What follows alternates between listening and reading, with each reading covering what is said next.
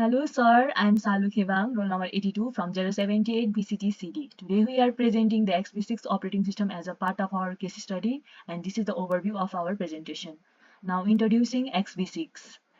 XP6 is a modern re-implementation of 6th edition Unix in ANSI C for multiprocessor x86 and RISC-V system.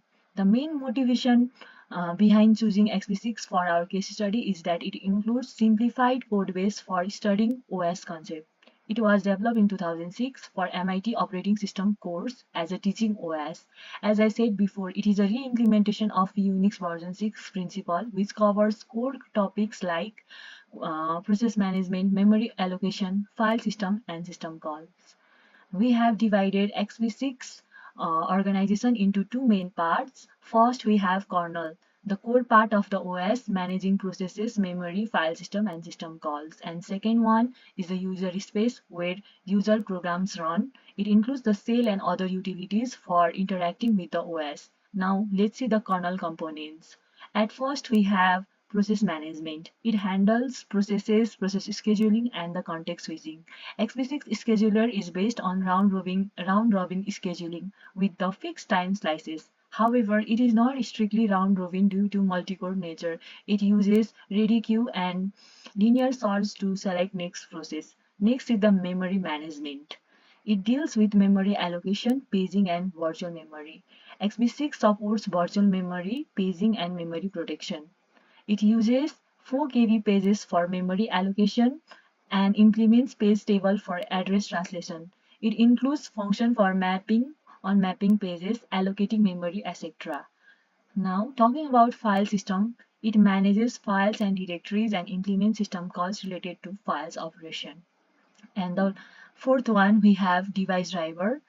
It manages hardware interaction and provides an interface for input and output device. Now, the next we have user land or user space. The user space is where the shell and other user programs run.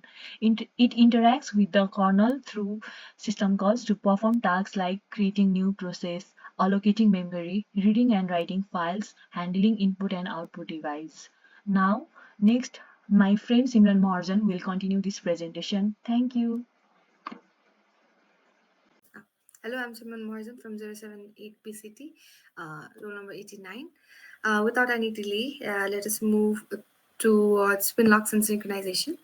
So XU6 implements basics locking mechanism to prevent race condition and ensure synchronization between processes. The simple idea for spin lock includes setting a locked variable to 1 to acquire lock after checking the previous value is 0. However, in a multi-core system like XU6, multiple threads may concurrently check the lock and set it to 1 simultaneously. This can lead to multiple threads thinking they have acquired block. RISC-V architecture has an instruction called emuswap, which performs two things. It copies a value to a word of memory and retrieves the previous value of the word. And in between these two steps, there's no interruption from any core or thread. And the logic is implemented via acquire, release, and hold function, which are provided in spinlock.c file. Now, next, let's take a look at trap handling. About traps, how they're handled in XV6. When a trap occurs, the hardware switches to supervisor mode, saves the key registers, and records the cause. There's a trap frame that stores process state, ensuring a smooth transition. The kernel determines the trap type, so system calls, the device interrupts, or program errors, and responds accordingly.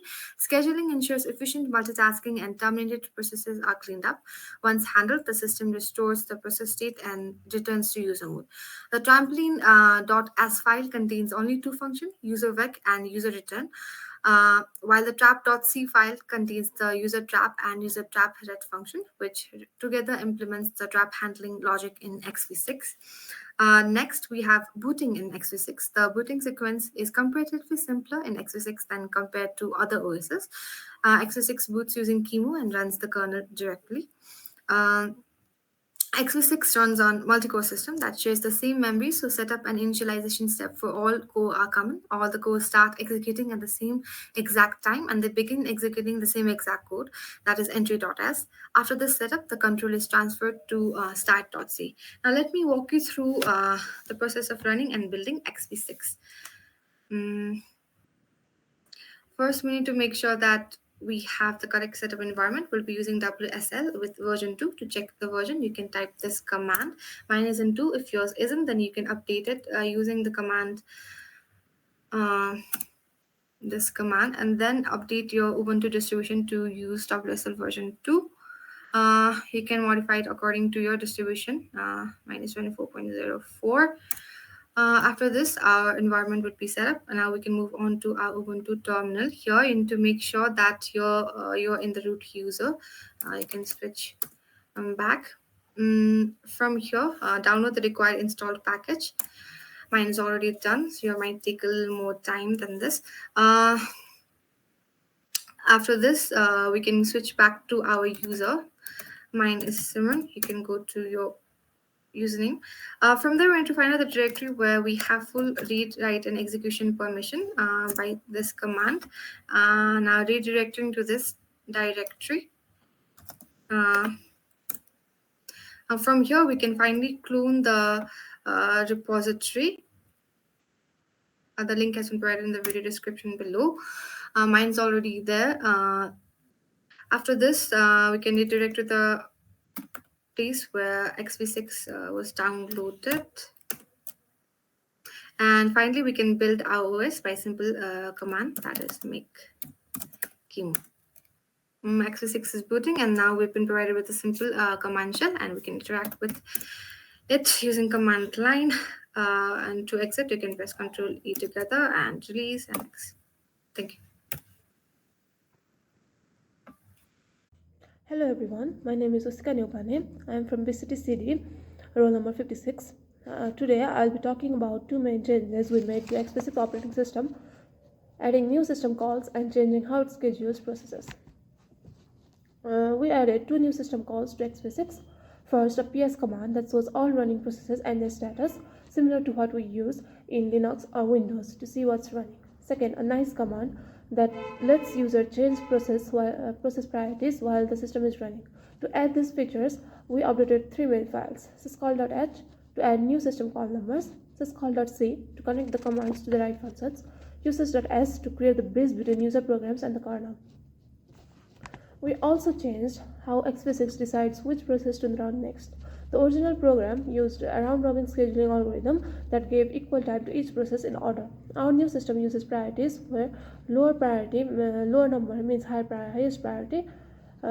Process with highest priority run first. Users can change priorities using our new nice command. This makes x86 more flexible, allowing important processes to get CPU time when needed.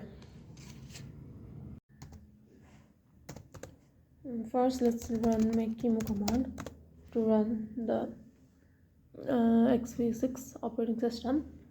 Now let's run our newly implemented ps command, which gives the process lists along with their states and priorities. Now let's run our dpro program, which is a dummy program. Let's run three of them.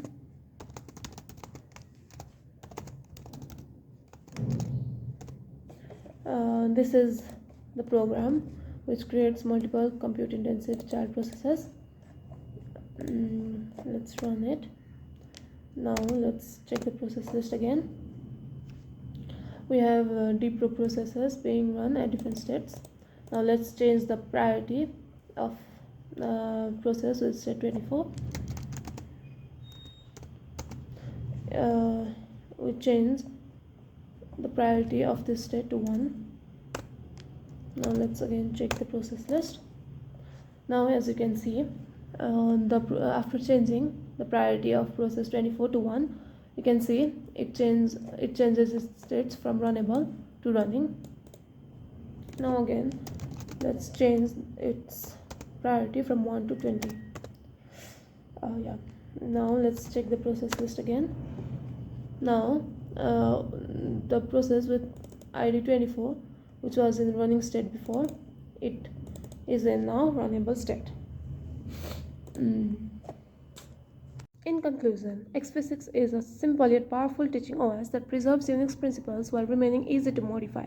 With its clean design and extensive resources for learning, x86 remains a great tool for understanding the OS concepts widely used in top universities. Thank you.